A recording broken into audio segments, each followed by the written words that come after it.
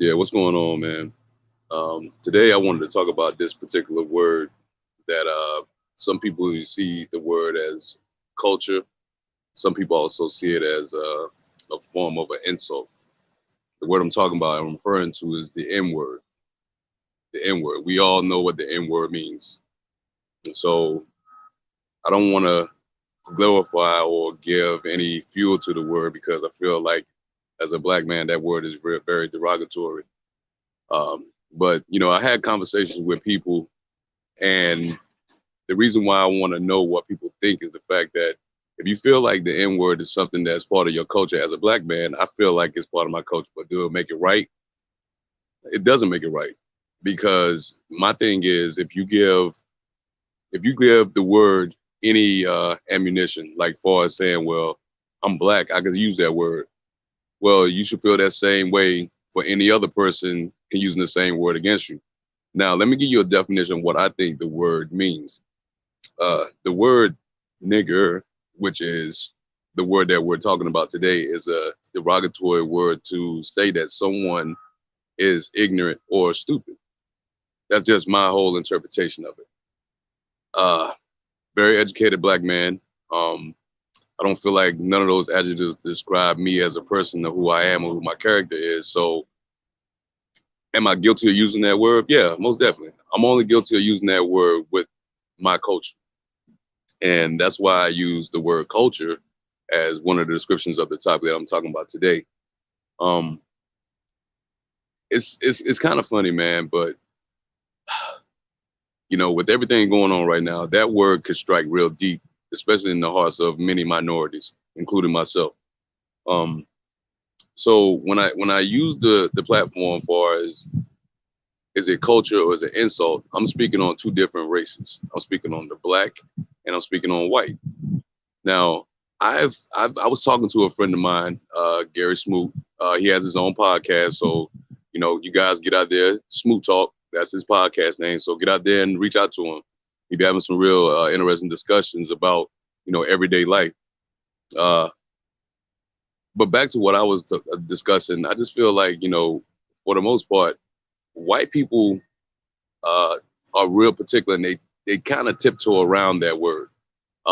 Like I said, when I don't be around a lot of white folks to make them understand what that word really means. But let me just be that fly on the wall in their house, when they're talking about that word, and see how does it change their dynamics. Because I feel like if you can say it within your house, be comfortable saying it out in public. I mean, you may reap the consequences because you may run up on the wrong one, but at the same time, if you're comfortable saying it at home, you should be able to comfortable say it anyway. It's a free country, right?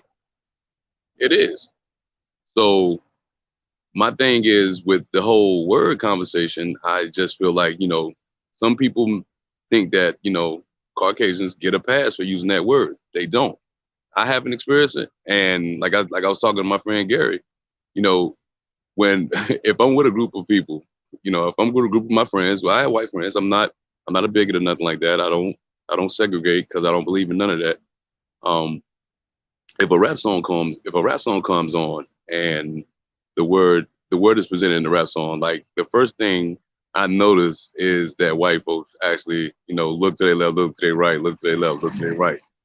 So, if you got to do all that, then you already know that that's not something you should actually do. That's a red flag. And when we do it, talking about like blacks, like that's just part of our language. And like I said, it still doesn't make it right because I gave you the definition of what the word means. So I mean, I mean, like I said, I'm guilty of it, and I'm trying to wing myself away from using that. Because I got boys. So at the same time, I don't want them, like going out saying that because, like I said, regardless of what you think, when you say certain things in public, it's always going to be judged. Understand? No matter who you are, what color you are, it doesn't matter. Your words can go deep, and it can affect someone very, very seriously. So this word really affects me. Like I said, it affects a lot of minorities.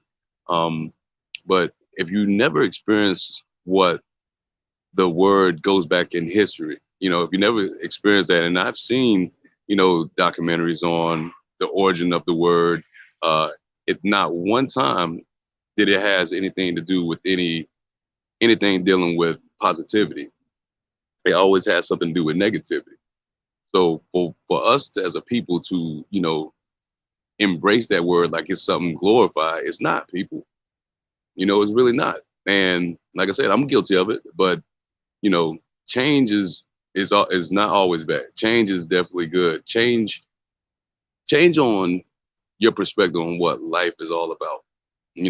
And like I say, I have parents. I'm from the South. I had parents that was used that word. It was described to that word as them. And they know back then, like if you voice your opinion back then, you could suffer like life-threatening consequences.